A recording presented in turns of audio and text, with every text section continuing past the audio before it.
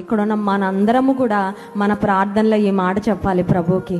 మోకరించగానే బయటికి వెళ్తున్నానయ్యా, తోడుగా ఉండయ్యా, నా కుటుంబాన్ని కాపాడయ్యా, ఉద్యోగంలో సహాయం చేయయ్యా, పరీక్షల్లో జయం ఇవ్వయ్యా, ఇవి కాదండి.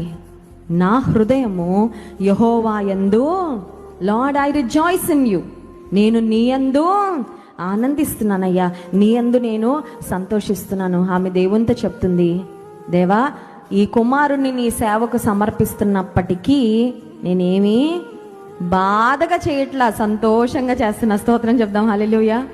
కొన్నిసార్లు మనం దేవునికి ఏదో కానుక ఇవ్వాలనుకుంటామండి, ఆ తర్వాత ఏదో ఒక ఆర్థిక సమస్య వస్తుంది.